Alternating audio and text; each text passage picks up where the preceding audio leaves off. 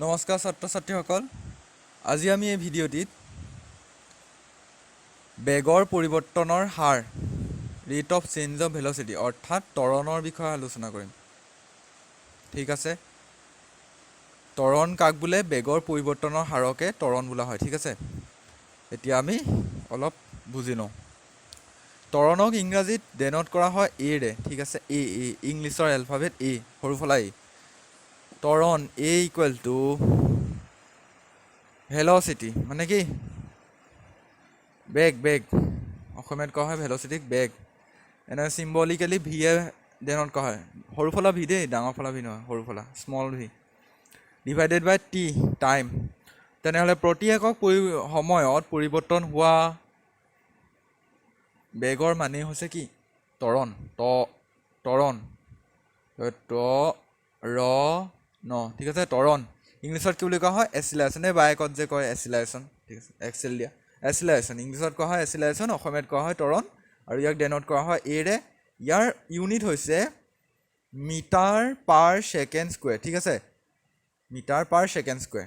এইটো চা, metre per, এইটো কি বুলি কয়? পাৰ ছেকেণ্ড স্কুৱেৰ। তো এইটোক আমি এনেকৈও লিখিব পাৰোঁ। ঠিক আছে, এই পাৰ ডালৰ ঠাইত আমি এনেকৈ -2 লিখিব পাৰোঁ, 2 ^ -2। ঠিক আছে, এতিয়া আমাৰ কি হৈছে যে স্পীডক কেনেকৈ কওঁ, মানে বেগক কেনেকৈ কওঁ? 2 মিটাৰ পাৰ ছেকেণ্ড। ঠিক আছে, ইয়াত কোৱা হ'ব ত্বৰণক কোৱা হ'ব 2 মিটাৰ পাৰ ছেকেণ্ড স্কুৱেৰ। ঠিক আছে, এছ আই ইউনিটটো কি? Metre per second square. ঠিক আছে, হৈ গ'ল। এইখিনিয়ে হ'ল ত্বৰণ, একেবাৰে ইজি বস্তু। এতিয়া আমি প্ৰশ্নলৈ যাওঁ। প্ৰশ্নত কিবা দিছে নেকি ত্বৰণৰ বিষয়ে? এইটো চোৱা, ইয়াত লিখিছে বেগৰ পৰিৱৰ্তন ডিভাইডেড বাই অতিবাহিত সময় ইকুৱেল টু ত্বৰণ। ঠিক আছে, বেগৰ পৰিৱৰ্তন মানে কি? পৰিৱৰ্তন মানে কি? ফাইনেল, এইটো হৈছে ফাইনেল মাইনাছ ইনিচিয়েল। বেগৰ পৰিৱৰ্তন মানে কি? বেগৰ পৰিৱৰ্তন মানে হৈছে তোমাৰ অন্তিম বেগ অৰে বুজাইছোঁ দেই। অন্তিম বেগ মাইনাছ প্ৰাৰম্ভিক বেগ ডিভাইডেড বাই এই পৰিৱৰ্তন হ'বলৈ লোৱা টাইমখিনি। ঠিক আছে, অন্তিম বেগ ধৰিছোঁ 10 কিলোমিটাৰ, প্ৰাৰম্ভিক বেগ হৈছোঁ 0 কিলোমিটাৰ, গতিকে 10 × 0 আৰু সময় লাগিলে মই ধৰিছোঁ 20 ছেকেণ্ড। ঠিক আছে, তেনেহ'লে এই ক্ষেত্ৰত ত্বৰণ কিমান হ'ব? 10 - 0 divided by 20 = 0.5 metre per second square. Metre per second square. বুজিলা? বেগৰ পৰিৱৰ্তন মানে কি? অন্তিম বেগ মাইনাছ প্ৰাৰম্ভিক বেগ ডিভাইডেড বাই সেই বেগ পৰিৱৰ্তন হ'বলৈ লোৱা সময়খিনি। এইটো হৈছে ত্বৰণ। ঠিক আছে, ইয়াত এটা প্ৰশ্ন দিছে, এইটো নিজেই কৰিব পাৰিবা। মই প্ৰশ্নাৱলীলৈ যাওঁ। প্ৰশ্নাৱলীত দিছে তুমি কেতিয়া বস্তু এটাৰ সুষম ত্বৰণ আৰু বিষম ত্বৰণ হোৱা বুলি ক'বা? এইটো প্ৰশ্ন দেই। সুষম ত্বৰণ মানে কি? চোৱা, ত্বৰণ যদি ছেইম হৈ গৈ থাকে, ঠিক আছে, এটা ত্বৰণৰ ভেলু যদি ছেইম হয়, ঠিক আছে, 10 কিলোমিটাৰ মই ধৰিছোঁ 10 মিনিট ধৰি এখন বাইক চলাই আছে, আৰু 10 মিনিট ধৰি বাইকখন চলাই থাকোঁতে তাৰ এচিলাৰেশ্যনৰ মানটো কিমান হ'ল? 10 মিটাৰ পাৰ ছেকেণ্ড স্কুৱেৰ। মই ধৰি লৈছোঁ 10 মিটাৰ পাৰ ছেকেণ্ড স্কুৱেৰ।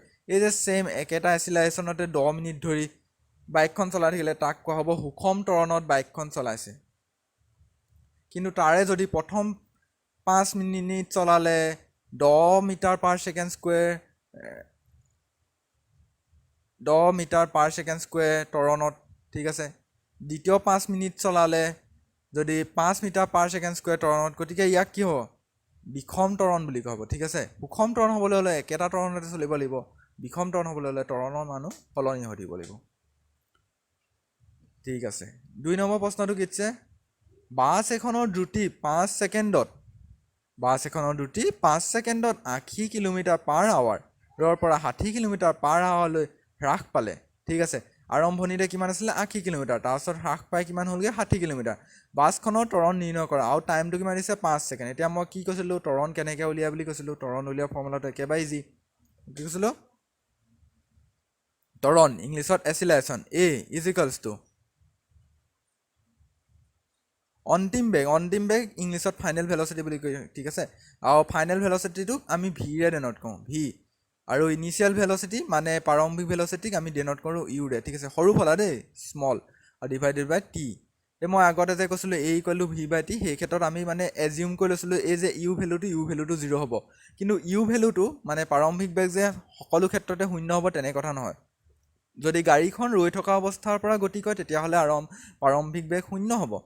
এই ক্ষেত্ৰত A equal to simply V by T, ঠিক আছে। ভি মানে কি ভেলচিটি, ভি বাই টি। এই ভি বাই টিটো কেতিয়া হ'ব, যদিহে গাড়ীখন ৰৈ থকা অৱস্থাৰ পৰা গতি কৰে বা মানুহজন ৰৈ থকা অৱস্থাৰ পৰা গতি কৰে। কিন্তু কেতিয়াবা কি হয়, গতি কৰা অৱস্থাৰ পৰাই গাড়ীখনৰ গতি আৰু বাঢ়ি যায়, ঠিক আছে। ধৰি লৈছোঁ 10 কিলোমিটাৰ/আৱাৰ স্পীডত গৈ আছে, তাৰপিছত ইয়াত অলপ তৰণ লগাই ইয়াক কৈ পেলালে 20 কিলোমিটাৰ/ছেকেণ্ড, তেনেকুৱাও কৰিব পাৰে। এনেকুৱা দৰকাৰ নহয় যে বাইকখন ৰৈ থকা অৱস্থাতে হৈ থাকিব। কেতিয়াবা গৈ থকা অৱস্থাটো তাৰ স্পীডটো আৰু বঢ়াই দিয়ে বা তাৰ স্পীডটো কমাই দিয়ে। গতিকে এই ক্ষেত্ৰত ইউ প্ৰাৰম্ভিকভাৱে ত্বৰণৰ এটা মান থাকিব। গতিকে ষ্টেণ্ডাৰ্ডভাৱে আমি ফৰ্মুলা ইউজ কৰিম এইটো, V minus U divided by T. কিন্তু যদি ইউ 0 হয় তেতিয়াহ'লে ইয়াৰ ফৰ্মুলাটো হৈ যাব ভি ডিভাইডেড বাই টি, ঠিক আছে। এতিয়া আমাৰ যে এই প্ৰশ্নটো মই যে গালোঁ তাত দিছে যে প্ৰাৰম্ভিক বেগ ইউ, ইয়াত আকৌ ইউ ভেলু দিছে দেই এই প্ৰশ্নটোতে। মই কৈছোঁ নহয় কিছুমানত দিব কিছুমানত নিদিব। ইয়াত দিছে যে সেই বাছখন গৈ আছিল আৰম্ভণিতে কিমান স্পীডত গৈ আছিলে, আৰম্ভণিতে দিছে চোৱা 80 কিলোমিটাৰ স্পীডত গৈ আছিলে, ঠিক আছে। প্ৰাৰম্ভিক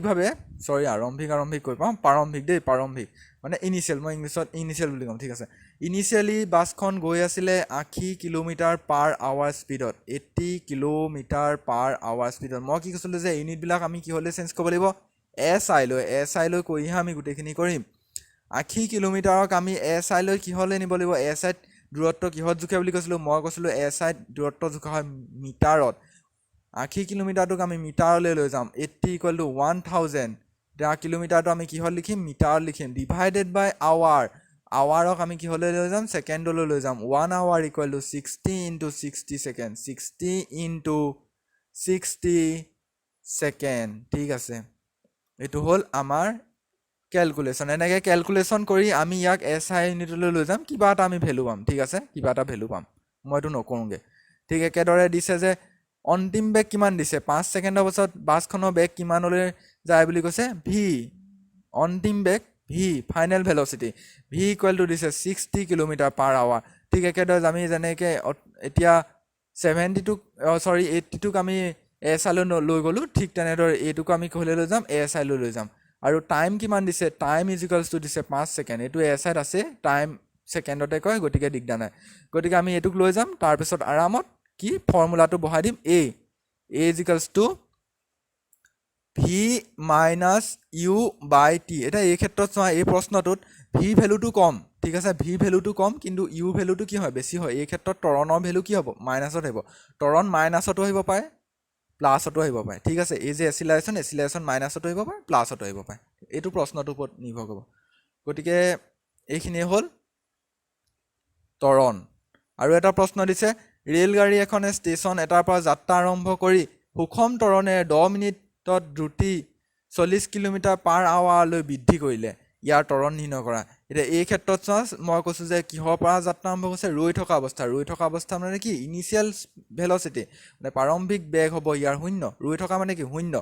ফাইনেলি 10 মিনিটৰ পাছত ই কিমান স্পীড পালেগৈ, 40 কিলোমিটাৰ/আৱাৰ। ইয়াক আমি কিহলৈ লৈ যাব লাগিব, মিটাৰ/ছেকেণ্ডলৈ লৈ যাব লাগিব, ঠিক আছে। এছ আইলৈ আমি ইয়াক পৰিৱৰ্তন কৰি দিম। তেনেদৰে সময়টো এইবাৰ চোৱা 10 মিনিট দিছে, 10 মিনিটটো আমি ক'লৈ লৈ যাম, 10 ছেকেণ্ডলৈ। তাৰপিছত এচিলাৰেশ্যন = আমাৰ পাই দিম। মই কি কৈছোঁ যে ইউ = 0 হ'লে simply b divided by T. Velocity আমাক দিয়ে থোৱা আছে 40, আমি 40টো কিহলৈ লৈ যাম, এছ আইলৈ লৈ যাম। সময় দি থোৱা আছে 10 মিনিট, 10 মিনিটটোক আমি ছেকেণ্ডলৈ লৈ যাম, এছ আইলৈ লৈ যাম। গতিকে এইটোৱে হ'ল আমাৰ ত্বৰণ, ঠিক আছে। ত্বৰণৰ মই কুৱেশ্যন কেইটাও কৈ দিলোঁ আৰু ভালদৰে বুজাই দিলোঁ, ঠিক আছে।